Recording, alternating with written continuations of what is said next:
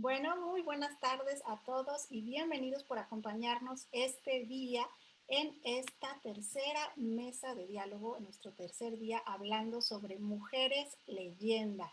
Y bueno, ¿qué les puedo decir? Hemos aprendido muchísimo en los 2 días pasados y el día de hoy vamos a aprender muchísimo más. Mi nombre es Ana Saavedra, bienvenidos y con esta hermosa música de Alejandra Espino, que además le damos las gracias de nuevo por esta bella producción, pues les damos la bienvenida y sin más, vámonos con nuestra primera participante el día de hoy, mi compañera María Herrera, que ella nos acompaña desde Los Ángeles. Bienvenida, Mari, y además nos va a hablar de una leyenda que muchos conocemos, pero con otro enfoque, La Llorona. Bienvenida, María.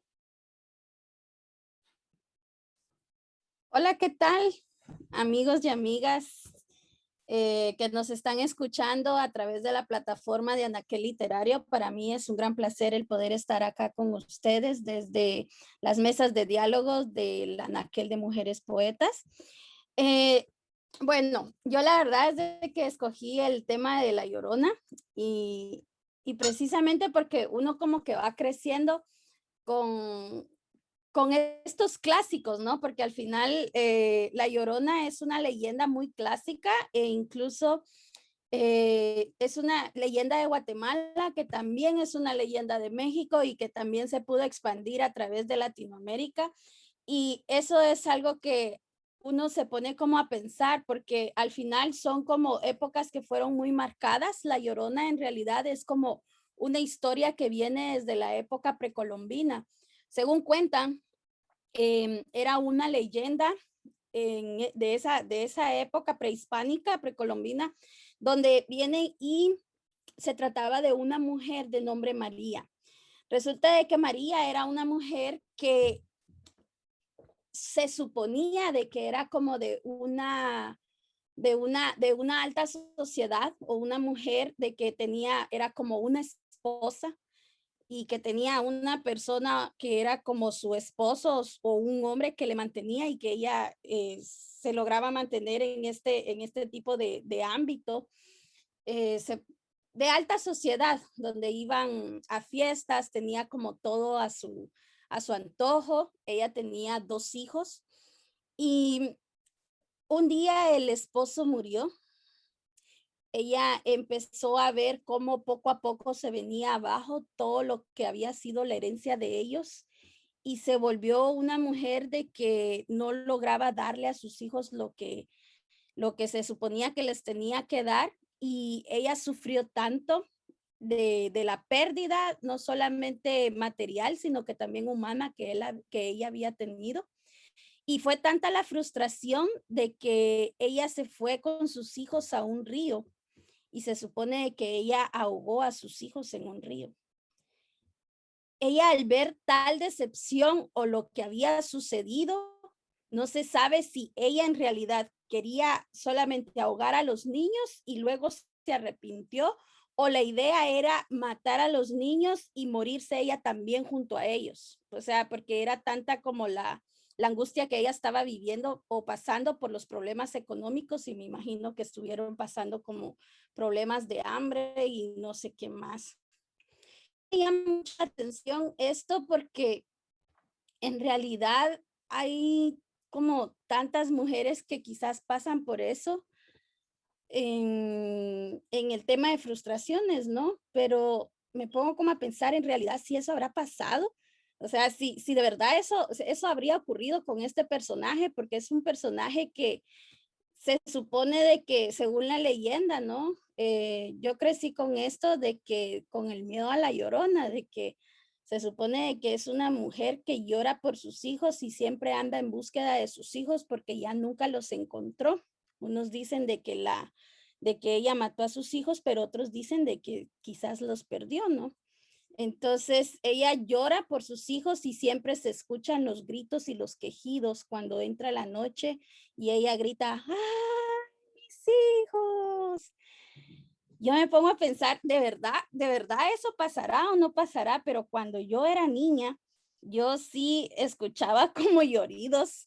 Cuando yo estaba en la oscuridad y en la cama, yo escuchaba como lloridos y quejidos, ¿no? Y yo decía, ay, esa es la Llorona. Y yo me ponía así como con ese suspenso de que si era la Llorona la que yo estaba escuchando o no, porque sí se escuchaban quejidos y lloridos durante la noche.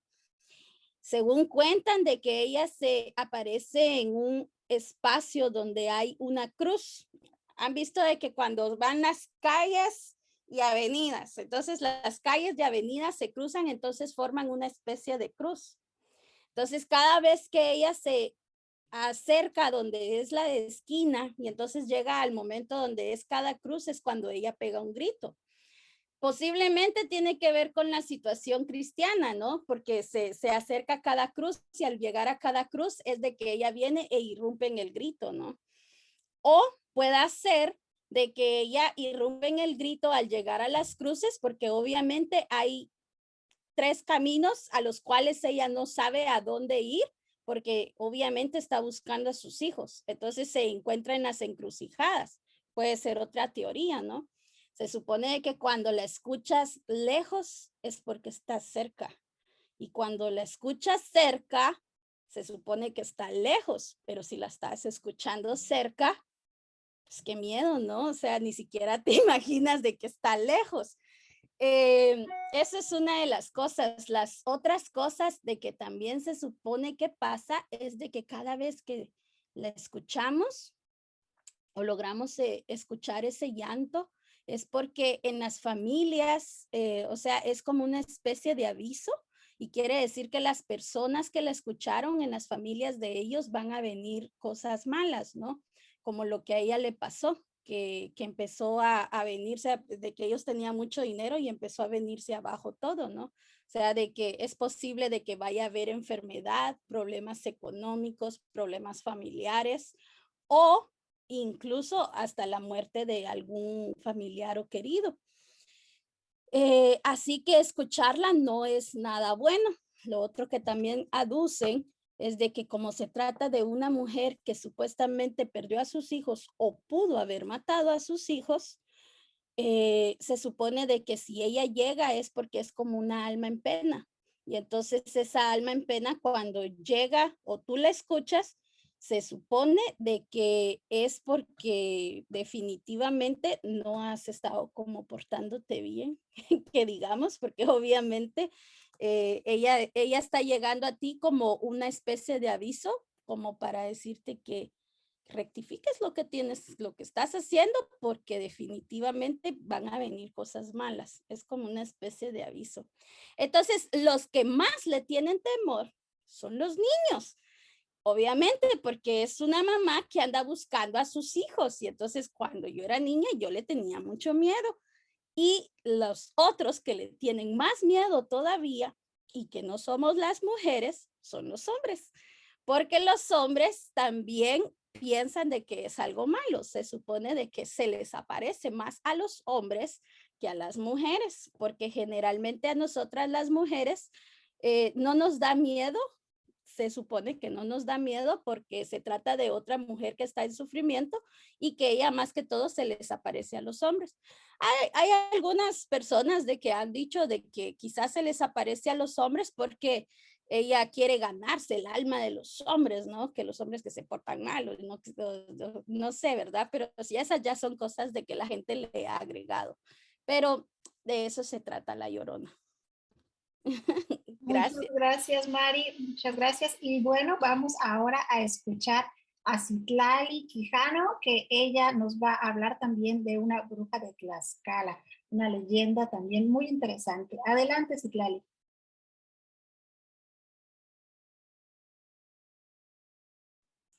Gracias, gracias, Anita.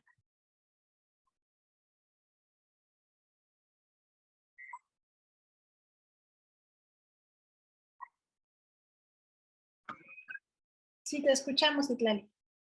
Gracias. Como siempre, pues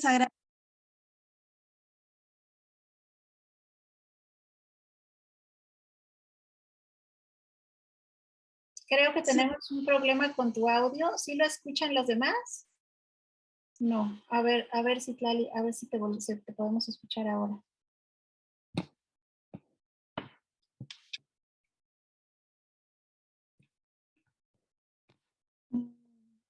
No te escuchamos, Itlali. A ver.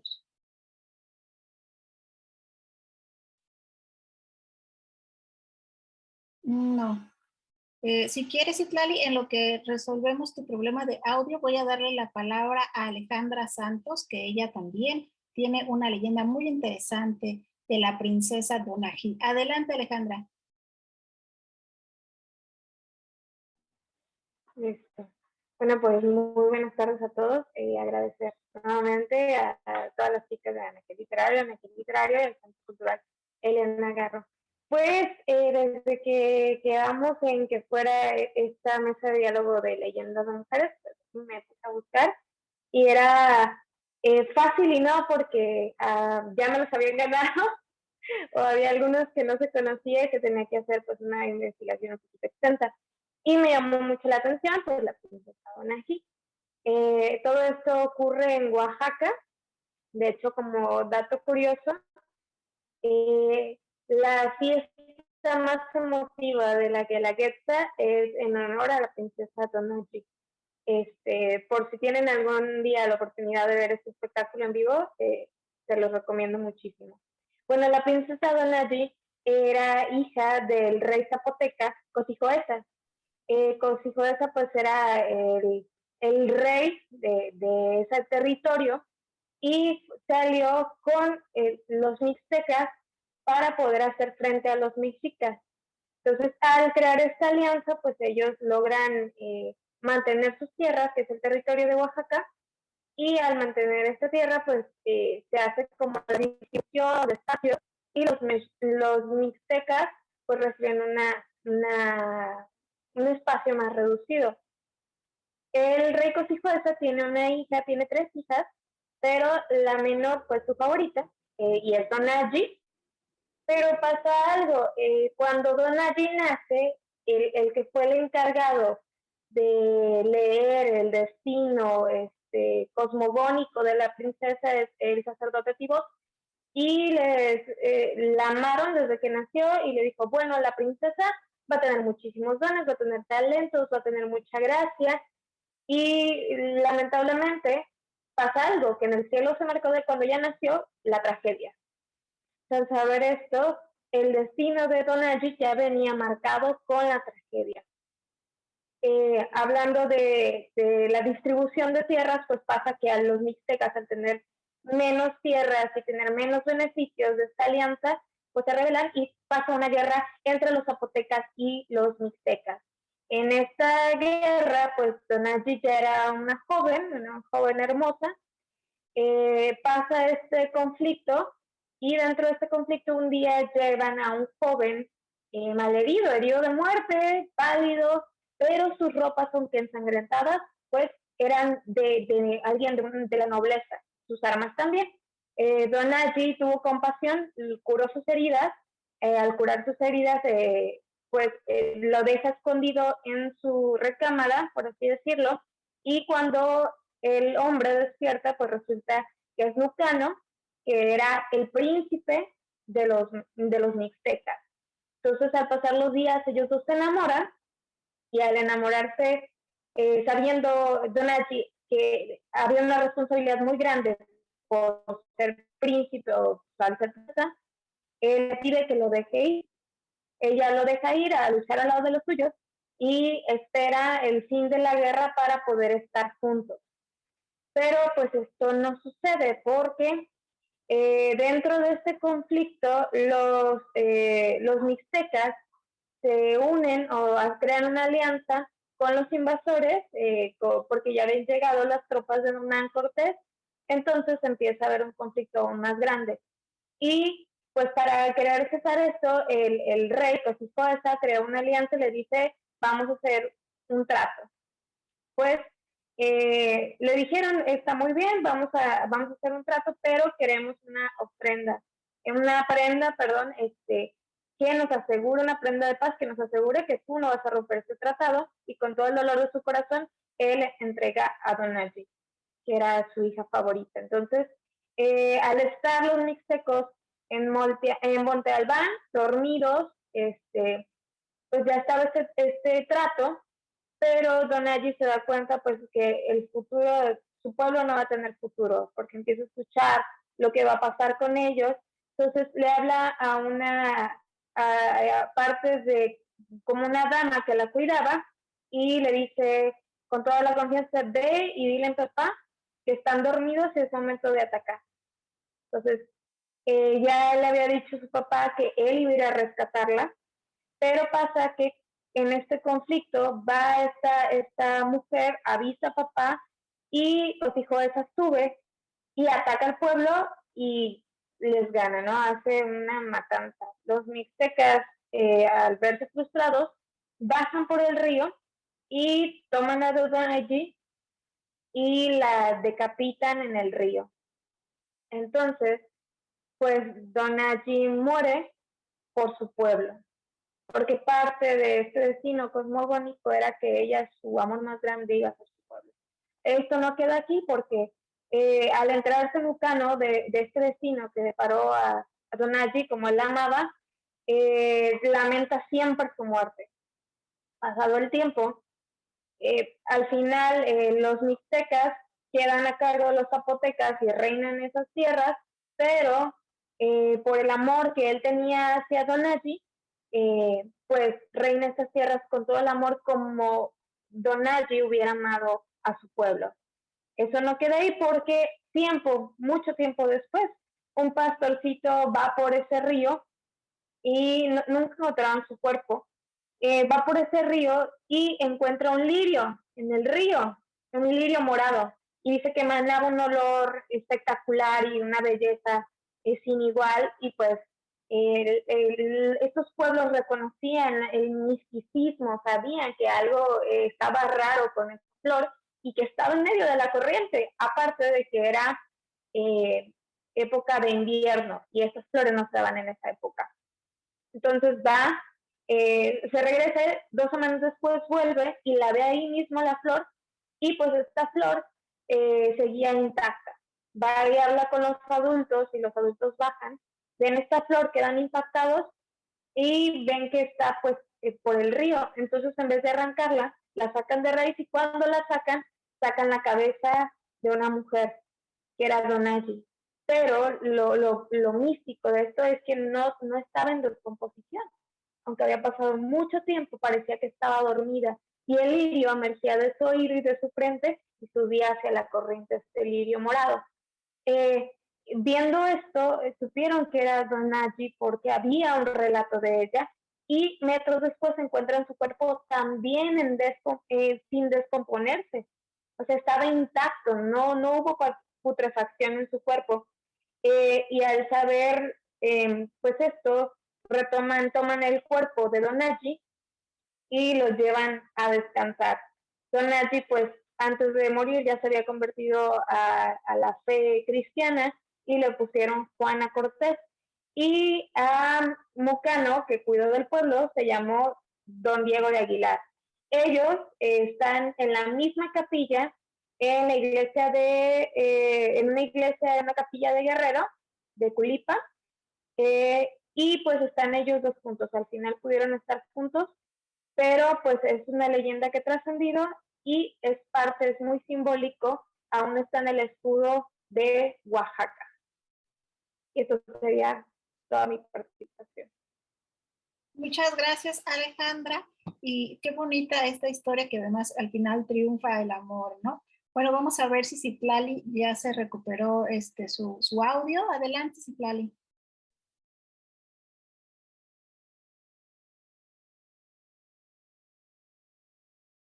No, seguimos sin escucharte. A ver.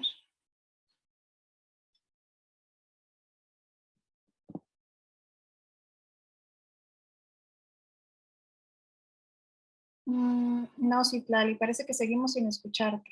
Bueno, esperemos que se restablezca tu audio, y mientras voy a darle la palabra a Leslie Costello, que ella nos va a platicar también de una muy interesante leyenda. Adelante, Leslie. Hola Anita, ¿qué tal? Buenas tardes con todos, con todas. La verdad que es un placer poder compartir con ustedes la leyenda de Catalina Huanca y sus tesoros escondidos, que es una leyenda típicamente del Perú, pero sobre todo que sigue hasta ahorita, sigue divulgándose y sigue llegando a cada uno de nosotros, pero que se centra en la capital. Entonces es interesante porque es una leyenda donde incluso hay presidentes, ¿no?, de la época que han querido o han creído la leyenda, ¿no? Han creído en todo en este misticismo, ¿no? Entonces voy a empezar mencionando que, si bien es cierto, el dinero siempre ha sido el medio de atracción de diversas personas, ¿no? Entonces, ¿quién no se ha interesado de repente cuando uno escucha, por ejemplo, acerca del dinero, de que de repente en tal lugar hay algo escondido? Entonces la gente empieza a tener bastante interés, porque dice, ok, de repente puedo ser yo quien lo puede encontrar, o de repente por ahí puedo yo encontrar algo, ¿no?, para mí. Y eso fue lo que sucedió, pero ¿a raíz de qué? Les comento. Ricardo Palma, que seguramente ustedes lo han escuchado, es un gran, él ha hecho, ¿no? Él escribió precisamente el libro que tengo acá, que se titula Tradiciones Peruanas. Y empieza a raíz de esta tradición, que es como una especie de cuentos, una especie de una mezcla entre lo real, lo mítico, y nace acá, o bueno, él empieza a escribir, retrata la historia de Catalina Huanca. ¿Quién fue Catalina Huanca? Catalina Huanca fue la hija de un curaca. En realidad hay muchas versiones. Unos dicen que es la hija de un curaca, otros dicen que no, que es que fue la esposa del curaca, otros dicen que fue descendiente directo de uno de los incas de acá del Perú, ¿no? Hija, digamos como que familiar directo de Huáscar, que sabía que dónde estaban enterrados los tesoros cuando llegaron los españoles. Entonces los incas tuvieron que esconder muchas de sus cosas y decían que ella era la que sabía, ¿no? Y que a raíz de esto, ella pues no, era una mujer para su época, estamos hablando del siglo XVI, era una mujer que tenía mucho dinero y tenía mucho poder. Y que ella era una mujer muy buena porque realizaba muchas obras, es decir, por ejemplo, las iglesias que tienen todo este perfil colonial, como por ejemplo la iglesia de San Francisco, dicen que ella aportó con el dinero, ¿no?, que tenía, según dicen, ¿no?, aportó todas estas construcciones, ayudaba a los niños, a las personas que no tenían recursos, ella los ayudaba. Llega el momento que ella fallece, que es más o menos a la edad de 92, 94 años, y dicen que ella entierra el tesoro, lo entierra para que nadie pueda encontrar, porque era tanto el tesoro que ella lo entierra. Esa es una de las leyendas, ¿no?, sobre todo la que está acá. Pero también cuentan y dicen que ella tenía un primo que se llama Titu Cusi Yupanqui, que era un inca de Vilcabamba, que quería saber, ¿no?, dónde estaba enterrado el tesoro, y empieza a coquetear a su prima, con el fin de que pueda decirle dónde está el tesoro. Sin embargo, ella, es más, le dice para casarse, y ella no lo acepta porque ella era tan religiosa y decía, no, yo no puedo casarme con una persona que no es creyente, que no es, porque ella en realidad se vuelve al catolicismo, se vuelve una persona muy, muy, muy, muy pegada a las reglas religiosas, ¿no? Entonces dicen que rechazan, ¿no? Otros dicen que simplemente ella fue, digamos, como que ella pertenecía a la dinastía Huanca, y los huancas no estaban de acuerdo con los incas. Cuando llegan los españoles, dicen que los huancas hacen una especie de, como que un pacto, una sociedad para ayudar a los españoles a vencer y que se queden, ¿no?, en territorio inca, y dicen que uno de sus padrinos fue un español, ¿no? Pero cualquiera de estas tres, todos dicen que ella sabía dónde estaba el tesoro y que lo había escondido en un cerro que se llama El Agustino, que acá en Lima es un cerro que es muy poblado y es un cerro donde viven hasta ahorita mucha gente y que han ido tejiendo esta historia hasta el final, ¿no? Sucede que en 1886 un grupo de vecinos firma un documento donde van a salir en expedición. ¿A dónde? A buscar precisamente los tesoros. Entonces dice que salen todos ellos, ¿no?, a buscar el tesoro, pero nunca encontraron nada. Ahí como que se queda la leyenda, Pero en el año de 1936, un militar que fue presidente, Sánchez Cerro, empieza nuevamente con las excavaciones. O sea, ya estamos hablando del siglo, ¿no? Del siglo XXI, ¿no? No, del siglo XX, perdón, del siglo XX, y siguen con esta leyenda. Y es más, el presidente nombra a muchos equipos para que puedan seguir buscando los tesoros, y que si lo encontraban iba a ser parte del Estado, y además, y con este dinero iban a tratar de todo lo que encontraban, iban a comprar armamento porque estaban en guerra. Tanto es así que empiezan pues a buscar los tesoros, a sacar que esto, que el otro, pero nadie encontró, o sea, nadie encuentra nada hasta el momento. Pero mucha gente de los que viven, de los que, digamos, los habitantes antiguos del Cerro del Agustino, comentan, ¿no? Han comentado a través de narraciones orales que cuando ellos llegaron a ese cerro y empezaron a vivir en ese cerro, sí habían encontrado como especies de joyas muy antiguas, ¿no? De la época de Catalina Huanca. Entonces hasta ahorita se sigue creyendo y se sigue hablando acerca del tesoro de esta mujer que fue Catalina Huanca, totalmente una revelación para su época, porque era, digamos, casi una curaca, ¿no? Que era una especie que solamente pues tenían este poder los varones, pero en este caso lo tenía ella, y sobre todo una mujer con poder y una mujer con mucho dinero, que hasta la actualidad siguen pensando que el tesoro está. Ojalá lo encuentre, Anita. Muchas gracias, Leslie. Qué bonita esta leyenda que nos acabas de compartir con esta mujer poderosa, ¿no? Me encanta. Y a ver, vamos a ver, ojalá que Citlali ya podamos escucharla. Ustedes disculpen, ya saben que estas cosas pasan en las tecnologías y en estas épocas modernas. Adelante, Citlali.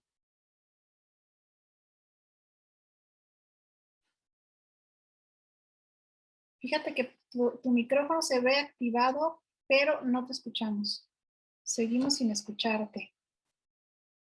No sé si estás en algún audífono o habrá que conectar un audífono o desconectar un audífono. Sí, no te escuchamos, Citlali. Bueno, voy a darle mientras la palabra, vamos a tener paciencia de cualquier modo, aquí seguimos, a mi compañera Karina Cervantes, que ella también nos va a compartir una leyenda, una de estas mujeres de leyenda, y además una muy conocida acá en el territorio mexicano, que es la de la planchada. Adelante, Karina. Hola, amigos de Anaquel Literario y público en general que nos está escuchando. Yo les voy a hablar de esta famosa leyenda de la planchada. Se dice que es de inicios del siglo XX, se va a desarrollar en el Hospital Juárez y nos cuenta la historia de Eulalia, que era una enfermera muy dedicada a sus pacientes.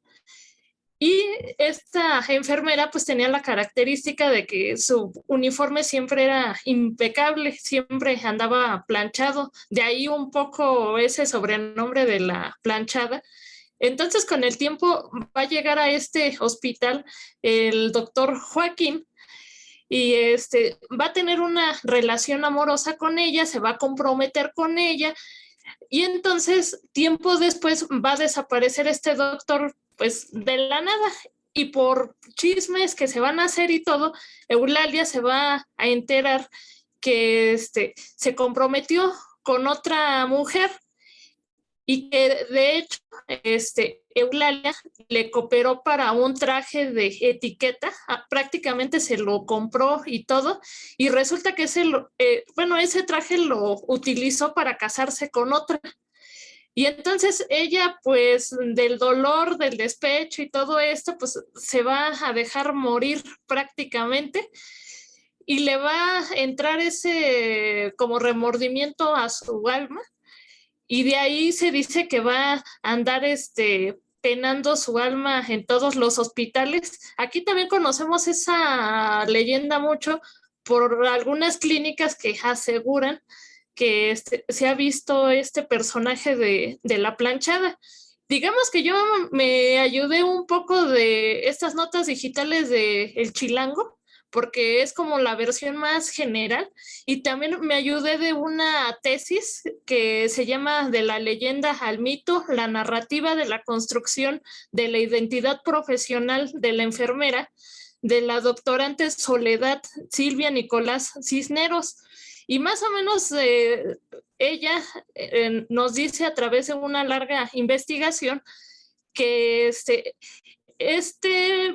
leyenda de la planchada habla un poco de la enfermería en México como profesión, porque en realidad la enfermería en México como profesión va a aparecer a inicios del siglo XX, más o menos por allá de 1911, y se va a hablar de la enfermería como una extensión del cuidado de los enfermos, pero en el hogar.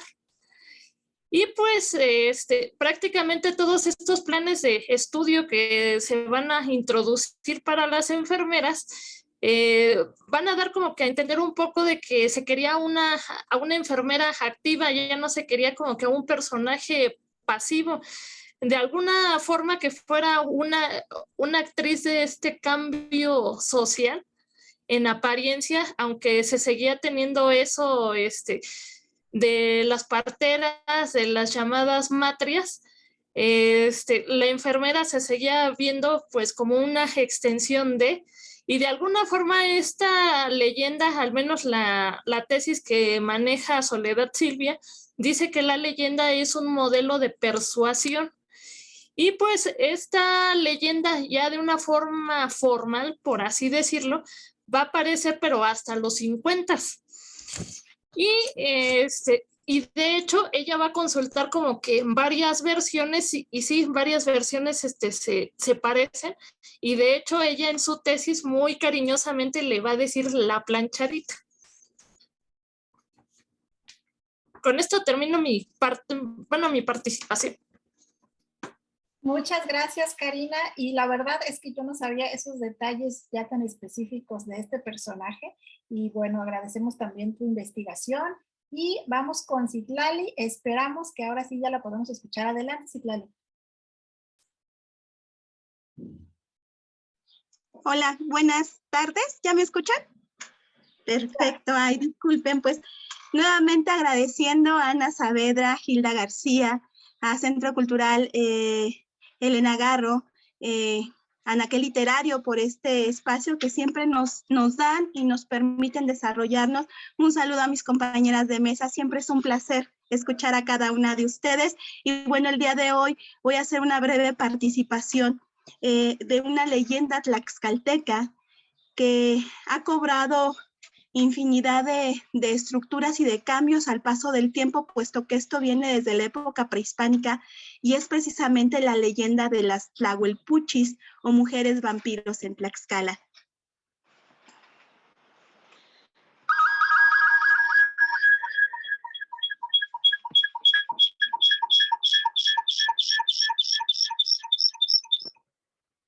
Perdón, creo que se bloqueó mi audio. Ok, las tlahuelpuchis o mujeres vampiros en Tlaxcala. Me gustaría hacer la referencia de que, bueno, Tlaxcala se localiza en la meseta central del país, de nuestro país de México, y colinda con el estado de Hidalgo, Puebla y el estado de México, y es conocido como cuna de la nación. ¿Por qué? Porque durante la época colonial se da todo el desarrollo del mestizaje y de la conquista primordial dentro del centro del país. Es un estado poblado especialmente por nahuas, y su creencia se ha transmitido de generación en generación, y tal es el caso de esta leyenda de las tlahuelpuchis, que desde la época prehispánica la gente tlaxcalteca le ha tenido un miedo increíble que va más allá de explicación científica o de su propio conocimiento. Su nombre proviene del náhuatl, que significa ahumador luminoso, y se les conoce como las terribles mujeres vampiro. ¿Por qué se le hace referencia a que son mujeres? Consideran los tlaxcaltecas que al ser una bola o una llamarada de fuego, pues tienen esta forma de mujeres. Ellos creen o creían en las culturas prehispánicas, y de acuerdo con la historia narrada por el Instituto de Investigaciones Históricas, las tlahuelpuchis son mujeres con apariencia natural, pero que han nacido con poderes que las convierten o les permiten convertirse en animales, principalmente en aves, y que pueden controlar la mente de las personas. Las también llamadas mujeres vampiro, se les conoce así porque se cree o se piensa que se alimentan de sangre humana y se manifiestan en forma de vapor o bolas de fuego. De ahí el término de Tlahuelpuchi, que lo vuelvo a repetir, significa sahumador luminoso. De esta manera se puede acceder, ellas podían entrar por las rendijas de la casa, por las puertas, por las ventanas y cazar a sus víctimas. Pero ¿quiénes eran sus víctimas según las leyendas tlaxcaltecas? Hay diferentes teorías del cómo es que eligen atacar, pero no existe una verdadera ciencia cierta. Se cree que escogen a las personas que han tenido problemas con ellas, se cree que pueden ser personas que las han insultado, las han dañado en su persona o en sus propiedades. Algunos otros creen que la maldad es natural de estas figuras y que, bueno, su instinto de supervivencia las obliga a consumir sangre, toda vez que pues llevan años y años y años existiendo en la tierra. Se alimentan específicamente de sangre de bebés, porque se cree en la cultura tradicional tlaxcalteca que los bebés tienen la sangre dulce. Por ello, las tlahuelpuchis buscan a los bebés y se alimentan de sangre fresca.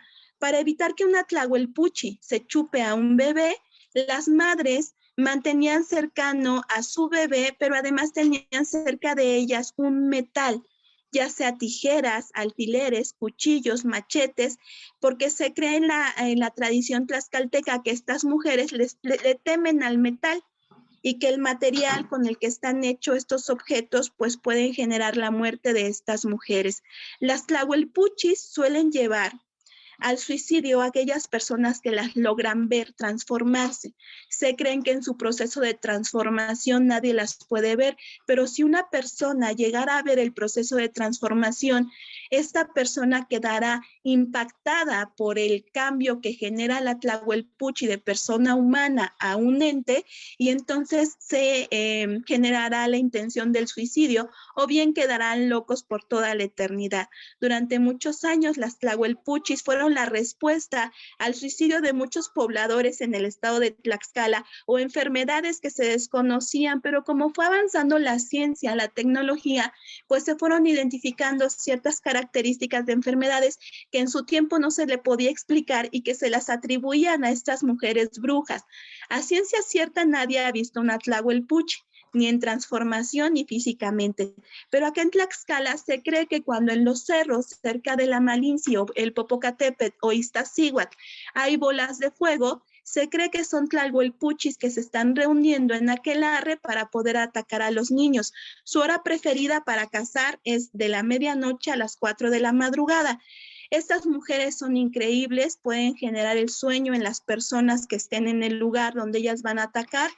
Y bueno, de alguna manera aquí en Tlaxcala, las mujeres brujas, las mujeres vampiros, o mejor conocidas como tlahuelpuchis, es una leyenda que se ha venido de generación en generación desde la época prehispánica hasta la fecha. Si ustedes llegan a venir al estado de Tlaxcala, lo primero que les contarán como leyenda es la figura de las tlahuelpuchis, de las mujeres vampiro o mujeres brujas, que de hecho se les considera aterradoras. Sinceramente no sabemos por qué se le determinó que fueran brujas, puesto que solamente se han visto bolas de fuego, pero pues al ser tan poderosas se les considera que son mujeres, número uno. Y número dos, pues que son exageradamente bellas y que con esta forma tan común de ser bellas, pues pudieran ellas atacar a sus víctimas, que les vuelvo a repetir, son netamente bebés.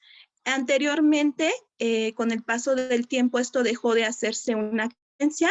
De hecho, el último que se tiene de una ejecución aparece en 1973, donde antes de esto cazaban a las tlahuelpuchis, a las mujeres bellas o mujeres inteligentes, y las quemaban. El último registro que se tiene aquí en Tlaxcala es de 1973, la última ejecución en la hoguera de una supuesta tlahuelpuchi. Y con esto termino mi presentación. Muchísimas gracias, Anita. Gracias a ti, Citlali. La verdad es que me impactó el año de la última que quemaron viva, porque bueno, no fue hace tanto tiempo y no conocí esta leyenda. Muchísimas gracias por compartirla.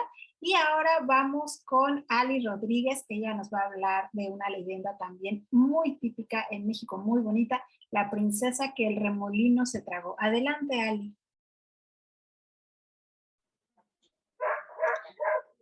Hola Anita, bueno, agradezco al Anaquel Literario y a su fundadora Ana Saavedra, Gilda García por el espacio. De igual modo al Centro Cultural Elena Garro de Educal por la retransmisión de estas mesas. Estoy muy contenta de compartir con ustedes la mesa con mujeres talentosas, como lo pueden ver. Les saludo a todos los que hoy nos ven a través de las redes sociales. La leyenda que voy a compartir el día de hoy forma parte del libro Leyendas Olvidadas de Xochimilco del historiador, escritor y poeta Efrén Romero Acuña. Como se darán cuenta, bueno, no, es un relato perdido de hace mucho tiempo, en el que cuenta una historia de los antepasados de los Xochimilcas que han sido rescatados por el escritor. No se tienen, bueno, mucha más información de este relato, más lo que podemos encontrar en sus páginas del libro, ya que pues ha sido transmitida en la oralidad por los habitantes de esta alcaldía y que son parte del patrimonio intangible, igual que sus tierras y sus habitantes. Para rescatar y dejar pues un granito de arena de mi comunidad, he decidido traer para ustedes la princesa que el remolino se tragó. Efrén Romero Acuña es director del Centro de Estudios Históricos de Xochimilco y bueno, llegó al mundo en Xochimilco DF en el año 1949. Él es periodista y miembro del Club de Poetas de México, con varias presentaciones en diferentes partes de la República, escritor, cuentista, con más de 80 videos, clips que han acompañado en un archivo fotográfico para exposición. Y bueno, él es parte de de la alcaldía y recopiló este texto. Xochimilco, para quien no lo conozca, un poco de contexto, es Patrimonio Cultural de la Humanidad por la UNESCO desde 1987 y como dice María Eugenia Torres López en su libro A la orilla del agua, Historia de Xochimilco del siglo XX, Xochimilco resguarda el paisaje que alguna vez predominó en la llanura que cubre el fondo del Valle de México. Convierte a la alcaldía en un sitio obligado por el turismo tanto nacional como internacional. Viajar en una trajinera adornada de flores es un paseo placentero, que no en todos lados se puede ver. Verdes matices, flores de colores, chinampas donde todavía se esfuerzan manos campesinas y forma parte del escenario natural y humano, obligando al paciente a olvidar el acelerado ritmo de la ciudad. Mi historia se centra en la época prehispánica, en la conquista de los españoles a México. Ahora sí voy a disponerme a leer La princesa que el remolino se tragó. Después de la conquista de los españoles llegaron a Xochimilco. Se asombraron de la gran belleza de sus paisajes, de los campos floridos llenos de ricas legumbres, del lago cristalino que proporcionaba sabrosos manjares que satisfacían los paladares de todos. También los maravilló el bien diseñado estructura habitacional, con grandes casas pintadas de blanco y adornadas de flores multicolores, con chozas de los barrios pobres que mantenían benignos para la salud y protectores de las dificultades climáticas, y con calles y canales limpios, que ahora ya no es así. Igualmente lo sorprendió la portentosa hermosura de sus mujeres. Esa fue la razón por que el capitán don Diego de Alba se enamoró de una de las hijas del soberano Tizoc, el último señor de los Xochimilcas, quien, al enterarse del deseo del capitán, montó en cólera y dijo que preferiría ver muerta a su hija que desposada por un extranjero. Mezclizóchitl, como se llamaba la doncella, opinó lo mismo que su padre, ya que además estaba enamorada y comprometida con un caballero del reino de Cuernavaca, Cuarnic o Cuernavaca, hijo del rey. Don Diego, después de intentar por varios días y por muchos medios lograr su deseo por las buenas, decidió hacer las cosas por las malas y secuestrar a la princesa. Con ese fin, la noche del 12 de diciembre de 1523, llevó sus tropas a Xochimilco. Ese fastidioso día, entraron a los aposentos de Mestizóchitl y se la llevaron. Entre el desconcierto de todos, utilizaron gran violencia contra los hombres. Las mujeres y los niños que estaban en la morada, a la fuerza la trasladaron a la orilla del canal que unía Xochimilco con Tenochtitlán y la subieron a una gran trajinera para llevársela del lugar. En su apresurada huida, cruzaron un paraje de canal sobre el cual existía la prohibición de pasar por la noche, ya que a esas horas un repentino remolino engullía las trajineras que se trasladaban por sus aguas, por olvido o por osadía. Los infortunados que navegaban por aquel lugar eran arrastrados por el extraño fenómeno en medio de un bufo ensordecedor. Los huestes de Tizoc, que fueron tras los canallas, los alcanzaron, justo en alguna laguna traicionera. Así, bajo la luz de la luna, se liberó una tremenda lucha, en la que mecenas y cuchillos de obsidiana se abatieron contra sables y arcabulleses en una espantosa escena. La sangre se mezcla con el agua cristalina, cuando sorpresivamente el aire pareció enfurecerse y comenzó a silbar estruendosamente en los aguejotes.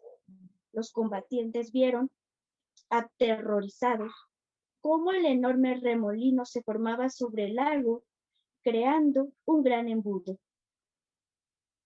Un resumidero que amenazaba con tragarse todo. Sus suspiros, gritos, enorgullecieron una a una las trajineras de los españoles. Ante la mirada atónita de los lugareños, quienes habían retrocedido de inmediato al notar el movimiento inusual de las aguas.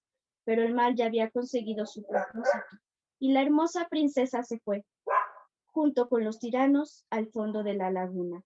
Al saber lo ocurrido, el hijo del señor Cuernavaca decidió ir al mismo lugar para que el remolino también lo desapareciera, y así permanecer siempre al lado de su amada.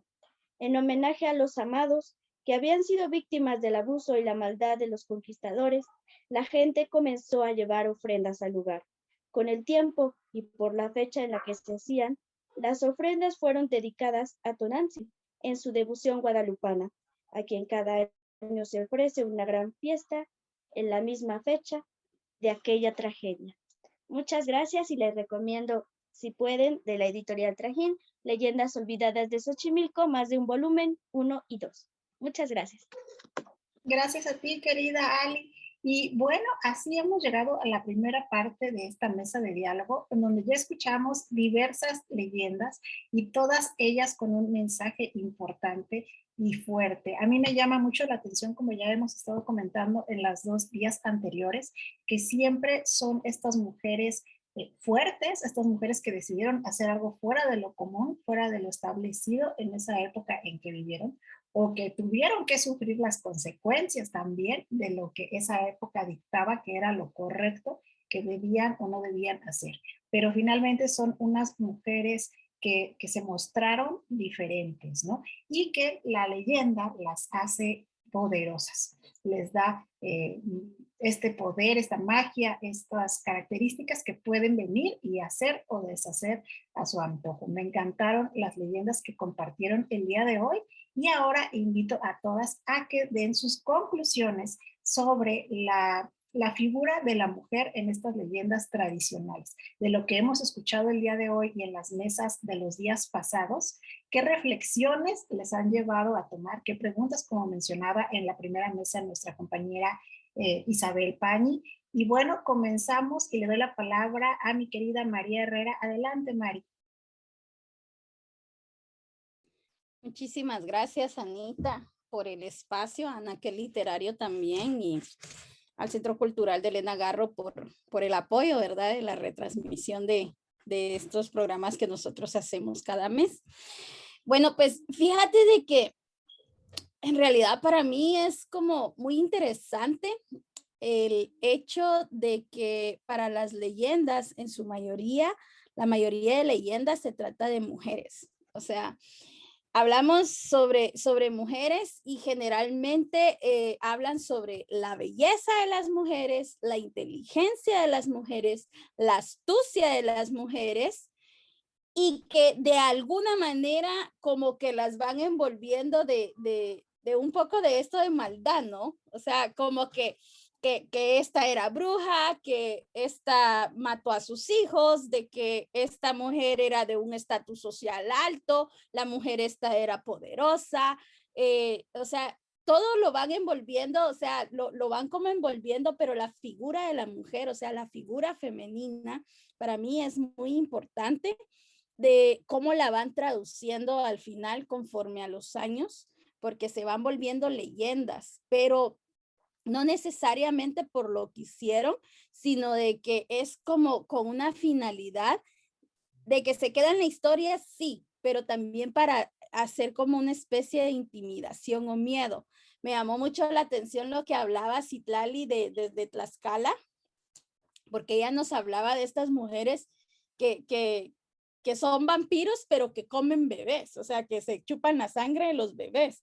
Y yo me quedé como impactada un poco porque yo dije, wow, porque también al igual que la Llorona anda en busca de niños porque ella perdió a sus hijos, ¿no? Entonces se supone que te va a ganar cuando tú eres niño. Recuerdo también a mi abuela cuando decía de que a veces a los niños los roban para hacerlos jabón o cosas así, ¿no? Entonces es como esa parte de la intimidación, pero me llama muchísimo la atención de cómo la figura femenina ha trascendido a través de los años, no solamente por este tema de la intimidación, sino que también de lo que puede provocar una figura femenina, desde la belleza, desde la inteligencia, desde la astucia y desde el poder. Entonces yo pienso de que me quiero quedar con esas figuras, no de esto de las mujeres leyendas que son malas y eso, sino que me gustaría quedarme con la figura femenina por su belleza, por su inteligencia, por su astucia ¿qué fue lo otro que les dije? A ver si pusieron atención. Sí, es por su belleza, por su inteligencia, por su astucia y por su poder. Ahí está. Bueno, y me gustaría compartirles un pequeño poema que lo compartí cuando se dio lo de los videitos. Y esto yo lo escribí ya hace ratos, aquí lo tengo en mi cuaderno, y lo escribí un poco como con esa figura de la Llorona, porque cuando yo era niña, yo era, o sea, padecía mucho de estarme despertando en la noche y escuchaba como ruidos, ¿no? Y quejidos y lloridos.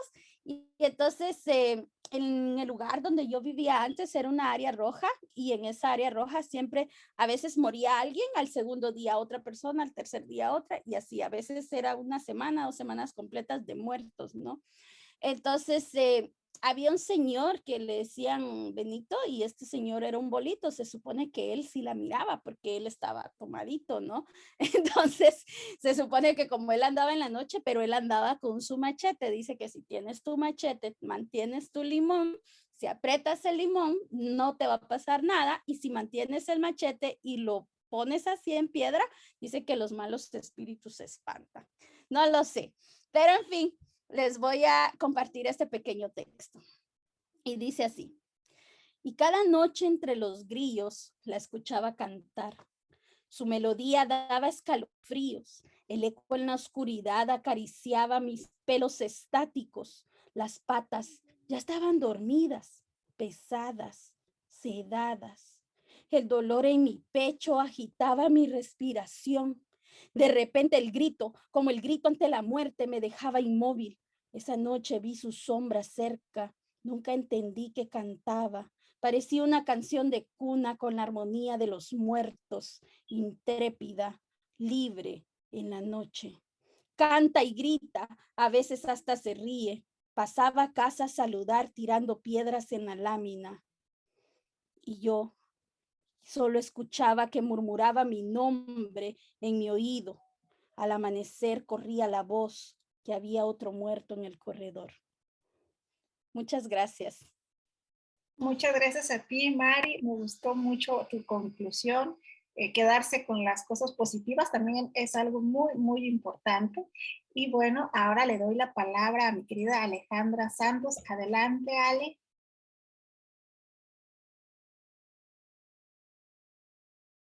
Tu audio. Listo. Pues dentro de mis conclusiones, bueno, hablando de Tonaji, creo que esa fuerza, a ella se le deparó un destino que era la fatalidad, pero creo que dentro de lo que parecía fatal, vio resurgir y se mantuvo un pueblo. La Guelaguetza significa ofrenda, y en realidad ellos agradecen en julio se hace la fiesta, normalmente el 16 de julio, pero a veces antes, porque no tienen que chocar con el aniversario luctuoso de Benito Juárez, pero ellos agradecen este sacrificio. Lo que parecía algo fatal, pues preservó una tradición. Lo importante, me quedo con la importancia de mantener la tradición oral, de mantener nuestras leyendas, de seguir hablando de ellas. Es importantísimo porque nuestra historia es fascinante. Entonces, me quedo con estas mujeres que trascendieron. Creo que me quedo con el amor porque ella amó a su pueblo. Me quedo con el amor que también sintió, la compasión, porque si ella no se hubiera compadecido, no hubiera tenido misericordia de este príncipe, cuando él le tocó gobernar su pueblo, a lo mejor se hubiera extinguido, pero por ese amor se mantuvo este pueblo, se mantuvo las tradiciones y pues las vemos hasta ahora. Y hablando de las demás mujeres,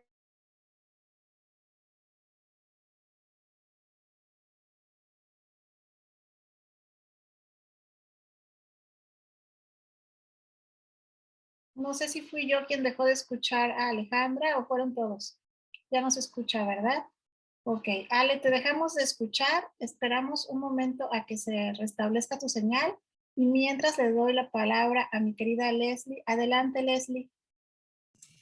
Sí, Anita, bueno, yo quiero terminar esta participación sin antes agradecerte a ti, a Gilda, a Anaquel Literario, al Centro Cultural Elena Garro, porque creo que son estos espacios los que nos permiten no solamente ya ganar, ¿no?, un lugar para poder difundir poesía o nuestras creaciones, sino también por tratar de visualizar y de dar a conocer a muchas de estas mujeres que, como bien mencionaba Mari, como bien mencionaba Ale, que no solamente son leyendas, sino también pues han sido mujeres que han existido y que a través de sus aportaciones, de sus vivencias, ¿no?, ya se han creado alrededor de ellas ciertos mitos, cierta fantasía, cierta, todas estas ganas de querer conocerlas y de querer saber más de ellas, ¿no? Yo la verdad que a través de esta leyenda que fue Catalina Huanca, y a través de las leyendas que estaba escuchando de todas mis compañeras, siempre hay algo en común, ¿no? Y algo en común es precisamente, pues, ¿no?, el hecho de que son mujeres poderosas, son mujeres que, si bien es cierto, son fuera de época también, ¿no? O sea, como que han hecho algo, pero si bien es cierto, también es como que la sociedad les ha sembrado como que algo negativo siempre, ¿no? Es como que se vuelven mitos porque algo negativo oculta, ¿no? Algo hay detrás, ¿no? Entonces creo que ya de por sí el ser mujer y el hecho de convertirlas, por ejemplo, en una leyenda, yo creo que ya, sea buena o sea mala, porque por ahí escuchábamos, ¿no?, de aquella mujer que que comía, trataba, ¿no?, de robar, ¿no?, se alimentaba a través de sangre de niños, entonces como que ya va deformando de una u otra forma, pero siempre la imagen, pues, ¿no?, de la mujer siempre es como que vista desde una perspectiva bastante, pues, ¿no?, se podría decir cruel, sanguinaria, ¿no? Bueno, coincido igual que Mari, ¿no? Las mujeres siempre o bien poderosas o bien de repente denegadas por de repente la astucia que han tenido, por la belleza o por algo, pero creo que siempre está esta imagen, pues, ¿no? De estos seres que de una u otra forma se han convertido en mitos, ¿no? Bueno, te agradezco mucho, Anita, por la paciencia, y muchas gracias a mis compañeras, que siempre es un placer poder estar con ustedes, poder compartir y poder aprender de cada una de sus culturas. Muchísimas gracias. Gracias a ti, Leslie. La verdad es que me encanta esta diversidad de leyendas que vienen de toda Latinoamérica y bueno, es fabuloso tenerte con nosotros, Leslie. Muchas gracias, un abrazo. Y ahora está volviendo a conectarse aquí Ale, que tuvo un problema técnico. Ale, te escuchamos.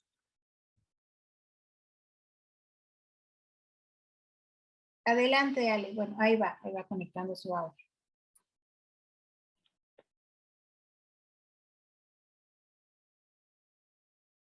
Adelante, Ale. Puedes continuar. Listo. Bueno, me desconecté, una disculpa. Pues hablando de esta parte de las mujeres, como la hacen fatal, y de repente hay mujeres fatales que han puesto ahí como ejemplo para los hombres, de que hay mujeres malas que pueden desviarlos del camino. Claro que esto enfocado desde la sexualidad, pero creo que también La Llorona se le ha atribuido algo similar, que era que buscaban a este tipo de hombres que seducían a los hombres.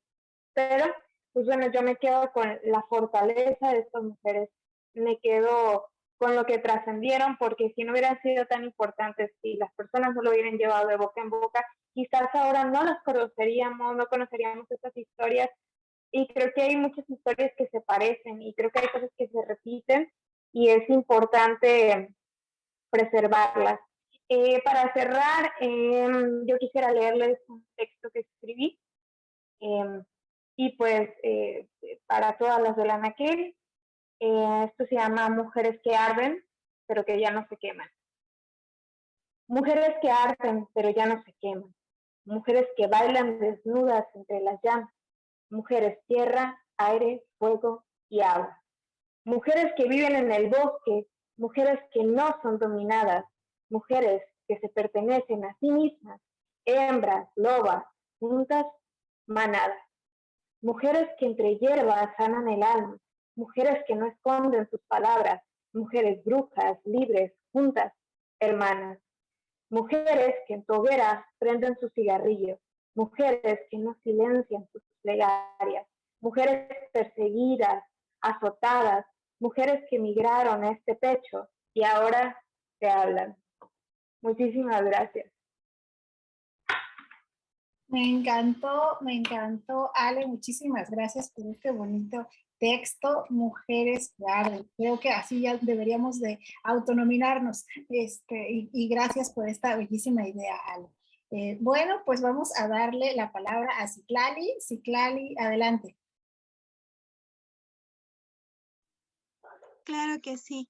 Híjoles, es increíble escucharlas a todas. La verdad es que siempre nos llevamos un muy buen sabor de boca y muchísimo conocimiento por parte de todas las que estamos en y las mesas que han pasado. La verdad es que muchas gracias nuevamente por estos espacios. Y bueno, mi conclusión es que la reivindicación de la bruja dentro de todo este paraje histórico, pues siempre es algo que el feminismo va a estar cambiando, ¿no? Desde hace mucho tiempo el movimiento feminista en todas partes del mundo, pues es algo que trata de reivindicar, ¿no?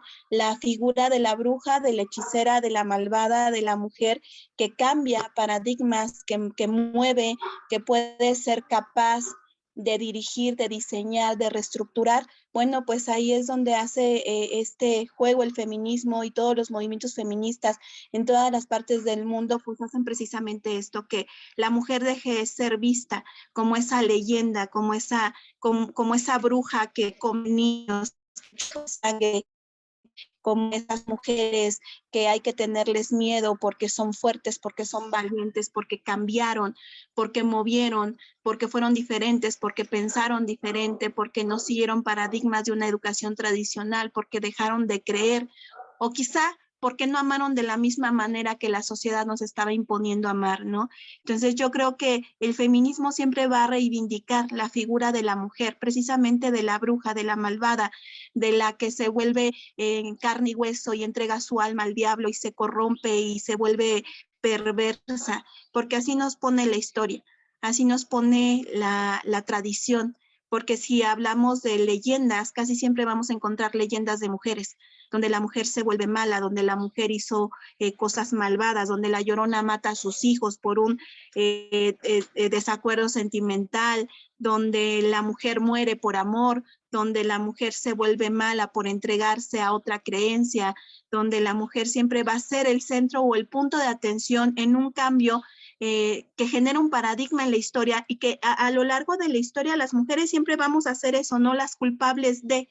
Jamás se habla que gracias a nosotros se transforma la historia. Jamás se habla de que gracias a que dejamos de seguir un paradigma educacional, pues cambiamos. Tenemos mujeres en la ciencia, mujeres en la historia, mujeres en la política, mujeres en las escuelas, mujeres cambiando conciencias, mujeres haciendo movimientos. Entonces, aquí estamos y seguiremos siendo brujas y siempre vamos a ser brujas, pero ahora somos libres. Ahora hablamos, ahora participamos y ahora ya nadie nos calla. Y mi conclusión para las brujas de Tlaxcala, las dichosas Tlahuelpuchis, es precisamente eso, que fueron mujeres que se resistieron. Y efectivamente, en 1973, la última ejecución de una Tlahuelpuchi en una plaza pública, aquí en Tlaxcala. ¿Hasta dónde podemos llegar? Y si nos vamos a tiempo presente, nos siguen ejecutando y nos siguen marginando y nos siguen haciendo daño, pero ahora somos más y somos más fuertes y ahora opinamos. Y al igual que mis compañeras, yo cerraré con un pequeño pensamiento de hace tiempo que dice: brujas de hoy, brujas de ayer, brujas de siempre, brujas de la luna, brujas del sueño y del sol, vuelen alto, muy alto, cambien el tiempo, rompan la historia, brujas de siempre, de todos los tiempos, aquí estamos. Gracias, les agradezco mucho. Muy bonito también, Citlali, muchísimas gracias. Me encanta estos espacios precisamente por todo esto que se genera y que generamos entre nosotras. Muchas gracias por esa oportunidad. Vámonos ahora con Karina Cervantes. Adelante, Cari. Pues yo con la conclusión en general de todas las mesas y respondiendo a la pregunta del primer día de las mesas, al fin de cuentas las leyendas de alguna manera se terminan siendo un instrumento de educación y nos permiten conocer modelos de educación de diferentes épocas. Ahora sí que por eso también las mujeres se convirtieron de alguna manera pues en esa manera de transmitir esos modelos de educación, y por eso también aparecen las mujeres, y digo, y también aparecen las mujeres porque todas estas culturas antiguas precisamente hablaban de las mujeres como dadoras de vida en elementos presentes pues, como la tierra, como el agua. La importancia de la mujer tiene es de tiempos ancestrales, y yo creo que pues nos deberíamos de quedar con eso. Y en lo personal, pues la leyenda de la planchada, la que me tocó a mí, pues me quedo con eso de que ya empieza como que a sobresalir esta parte de la mujer, pero ya como profesionista, independientemente de lo que le pasó a ella. Y de lo que hablaban de la Llorona, yo sí me intenté de ir a quitar la curiosidad de niña, intenté ir a buscarla, pero pues nunca me salió, nunca la encontré. Y pues ahora sí que les quiero agradecer Anaquel Literario, pues a ti, Anita, a Gilda y al Centro Elena Garro por estos espacios. Gracias. Gracias a ti, Cari, y qué valiente que andas buscando a la Llorona. Ya vimos que Mari también fue a buscarla.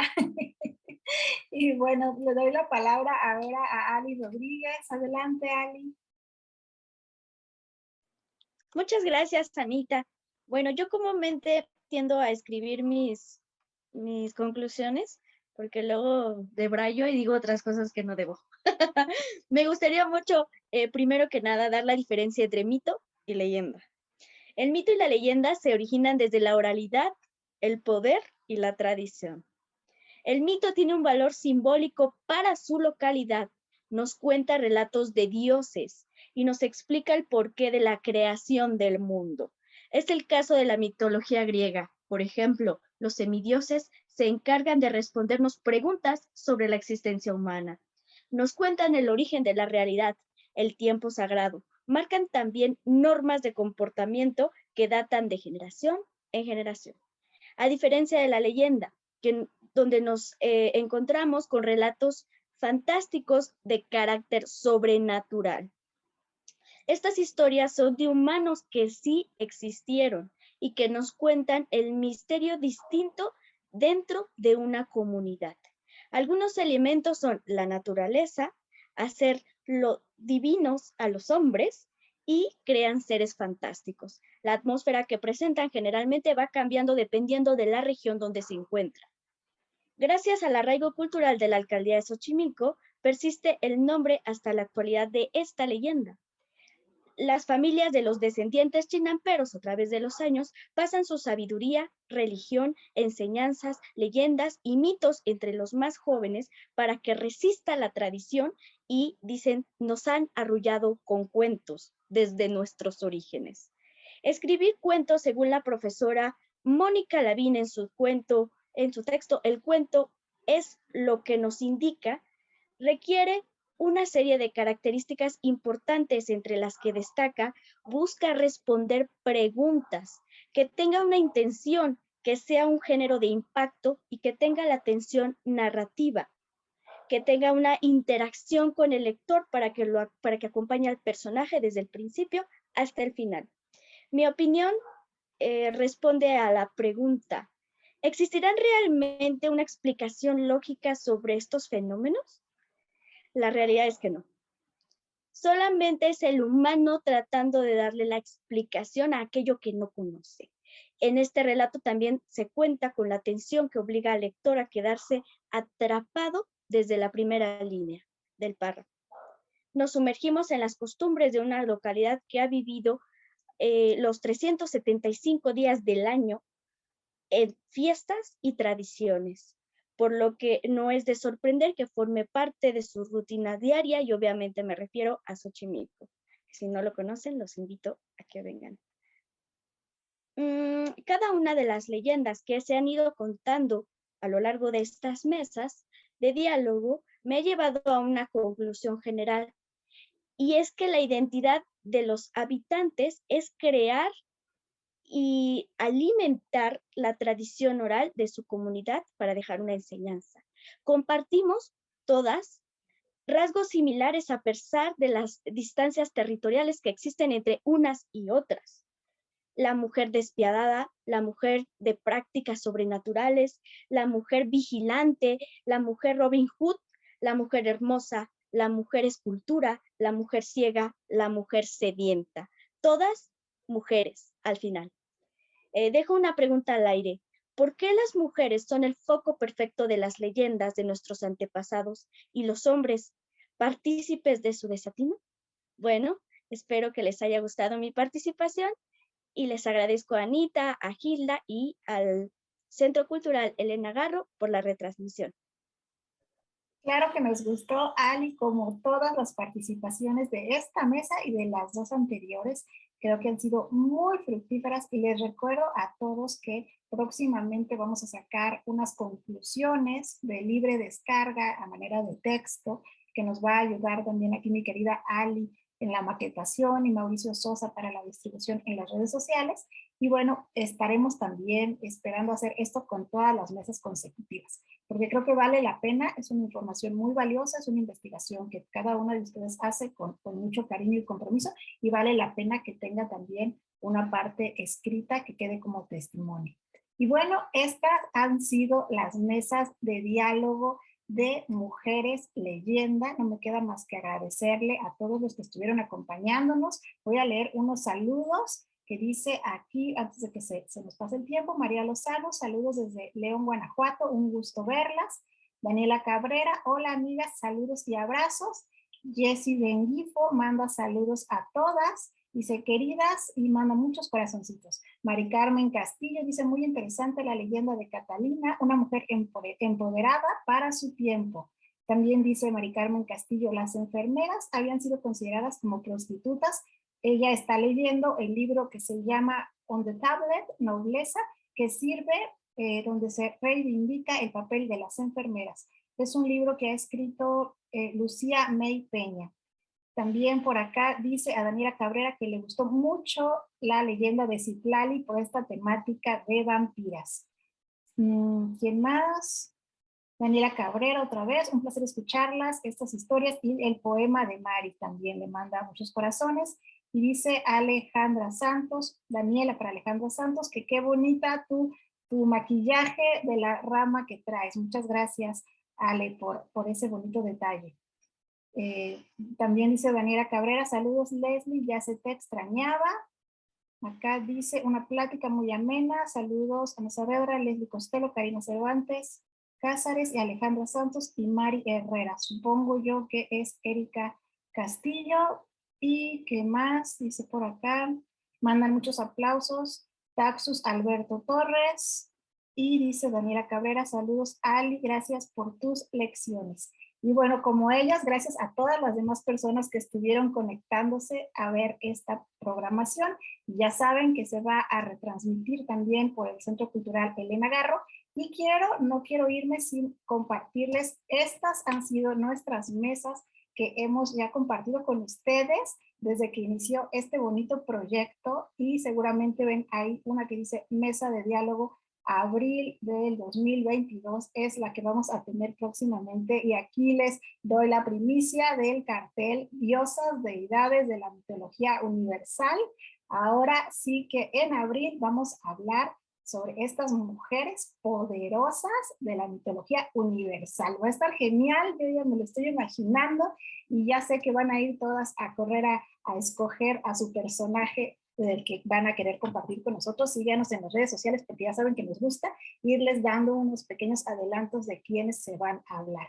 Y bueno, en esta ocasión y por esta vez esto es todo, queridísimos anaqueleanos. Muchas gracias por su sintonía, muchas gracias por sus comentarios, por sus saludos y por siempre estar aquí atentos a todo lo que hacemos. Y otra vez vuelvo a insistir y agradezco a nuestra querida Alejandra Espino por esta música maravillosa, y también para que, bueno, ya vea la siguiente temática dentro de 2 meses. Les mando un abrazo, que estén muy, muy bien y que tengan un muy bonito día. Hasta luego.